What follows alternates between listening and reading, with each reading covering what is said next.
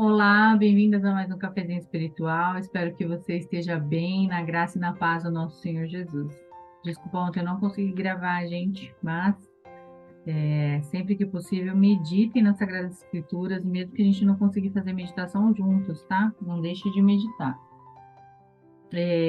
Hoje a gente vai falar da revistinha Mulher Cristã, Reflexões Necessárias. Esse é o último estudo dessa revistinha, tá? A gente já está completando ela. Essa aqui é de 1996. E o título é Seguindo Seus Passos, de Cone Zink, na época do Rio de Janeiro, né? Porque é de 1996. Ela começa falando assim: o despertador toca bem cedo pela manhã. A mão dela se estende, desliga o relógio. Ela já começa a fazer uma lista mental das coisas que a serem feitas. Durante a hora seguinte, a casa parece um desenho daqueles bem rápidos. Enquanto o marido e os filhos saem para o trabalho e escola, o dia está cheio de compras, arrumação da casa, talvez cuidados com as crianças pequenas. Depressa demais, os filhos chegam da escola e o resto do dia é preenchido com a natação, a aula de futebol, os gritos de ajuda com a lição de casa, o preparo com as tarefas do jantar. O dia foi embora num instante e ela cai exausta na cama, muitas vezes se perguntando: para onde está indo a minha vida? Eu estou realmente vivendo como Deus gostaria que eu vivesse? Quantas vezes a gente se pergunta isso, não é verdade? Minhas amigas, muitas mulheres cristãs fazem a si mesmas essa pergunta. Eu mesma já fiz, gente, várias vezes. No exame das nossas vidas é necessário. Há alguns anos li um livro chamado In His Steps, Em Seus Passos, escrito por Charles Sheldon. O livro conta a história de um ministro que colocou um desafio da máxima importância diante da sua congregação. Antes de tomar decisão, cada pessoa deve perguntar a si mesma: o que Jesus faria se estivesse em seu lugar? Vários membros daquela congregação mudaram completamente e suas vidas nunca mais foram as mesmas. A gente deve perguntar, né, gente, o que Jesus faria no meu lugar? Como resultado disso, suas vidas nunca mais foram as mesmas. O desafio permanece para nós. Em meu lugar e em minhas circunstâncias, o que Jesus faria? Na minha rotina, né, no meu dia, o que Jesus faria? O desafio para nós é sempre nos perguntarmos antes de fazermos as nossas escolhas, tomarmos as nossas decisões, até para aquela compra. Eu devo? Será que eu não estou sendo consumista demais? Ser consumista não desagrada a Deus, né? Ficar endividado, nome sujo, será que isso agrada ou não agrada a Deus? A gente deve fazer essa análise sempre, né? Corremos com frequência através do dia sem pensar ou refletir sobre essas questões importantes. Para andar nos passos de Jesus, devemos primeiro conhecê-lo, examinar as Escrituras, a sua vida e ver como ele viveu aqui. Em 1 Pedro 2:21, depois você pode confirmar aí, o apóstolo Paulo escreveu assim: porquanto para isso fostes chamados, pois que também Cristo sofreu em vosso lugar, deixando-vos exemplo para seguirdes os vossos passos. Devemos seguir o exemplo de Jesus. Quais eram as suas prioridades? Como ele gastava o seu tempo? Muitos aspectos da vida de Jesus são dignos de estudo e imitação. Escolhi 3 traços do caráter destacados da vida de Jesus para considerarmos: sua vida de oração, sua vida de obediência ao Pai e o seu serviço aos outros. Conta-se a história de um garoto que observava um homem santo orando nas margens de um rio na Índia. Quando o santo terminou de orar, o menino se aproximou e disse: o senhor me ensina a orar? O homem estudou cuidadosamente a fisionomia do menino. A seguir, agarrou a mão dele e mergulhou com toda a força na água. O garoto lutou valentemente para livrar-se e poder respirar. O homem santo finalmente soltou o rapazinho. Quando este conseguiu tomar fôlego, perguntou aos arrancos: por que você fez isso? E o santo homem respondeu: dei a você a sua primeira lição. Quando desejar orar tanto quanto quis respirar, quando sua cabeça estava dentro d'água, só então poderei ensiná-lo a orar. Então, primeiro a gente tem que querer, né, gente? Se a gente não quiser mesmo com toda a força, não acontece. Você deve ter comunhão com o Pai. Isso é tão importante para você quanto respirar. E para você está sendo importante essa comunhão com o Pai, tanto quanto respirar? A vida de Jesus foi uma vida de oração e comunhão com o Pai.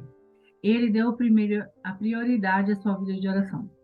Marcos diz em seu evangelho: tendo se levantado alta madrugada, saiu e foi para um lugar deserto e ali orava. Marcos 1,35. Lucas diz que Jesus passou a noite orando, Lucas 6,12. E Mateus recapitula a ocasião em que o mestre subiu ao monte para orar. A vida de oração de Jesus talvez seja melhor resumida em Lucas 5,16. Ele, porém, se retirava para lugares solitários e orava. Mesmo vendo o exemplo de Jesus e sabendo a importância da oração, por que é tão difícil para nós nos dedicarmos à oração? Acredito que a resposta é simples.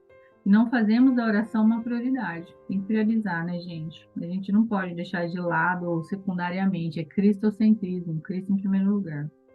Acredito que conseguimos achar tempo para todas as coisas que são realmente importantes para nós. Então, por que a oração com frequência nós não conseguimos achar tempo suficiente?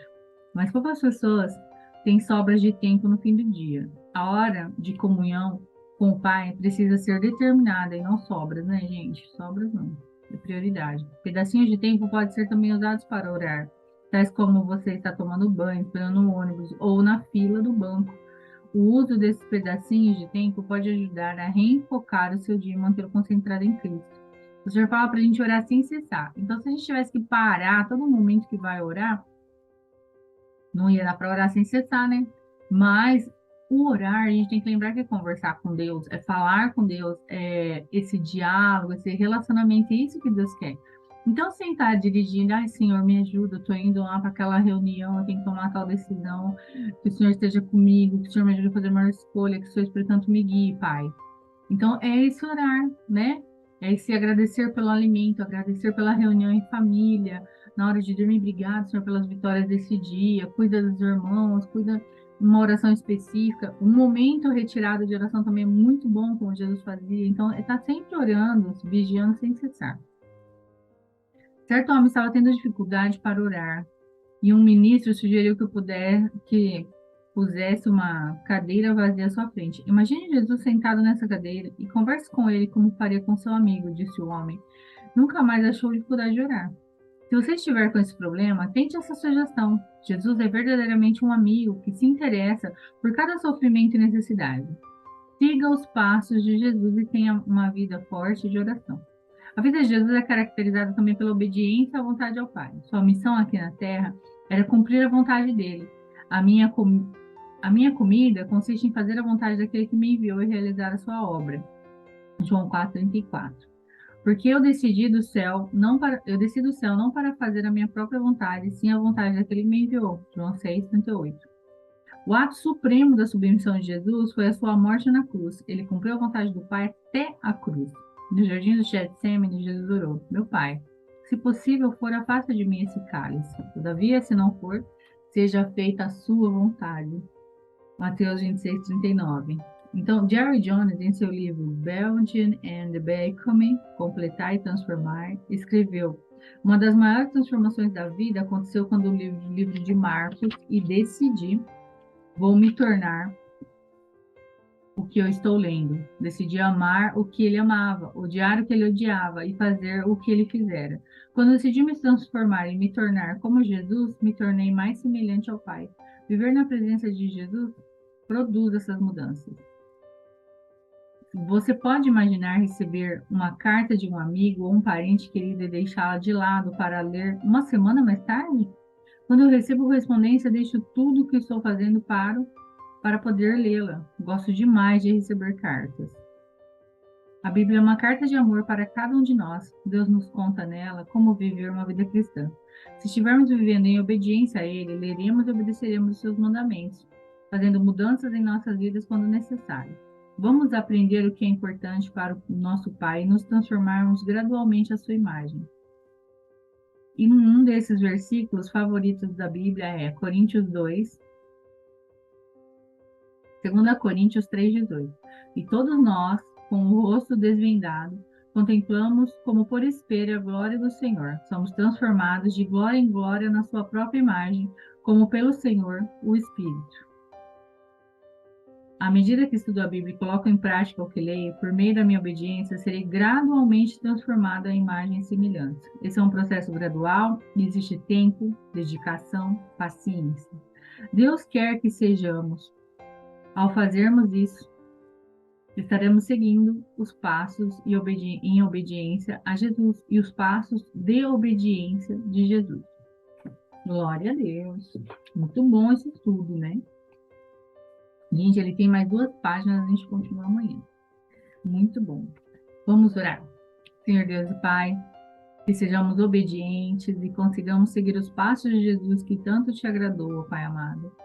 A ponto do Senhor abrir os céus e dizer: esse é o meu filho amado em quem me comprazo, em quem tenho prazer.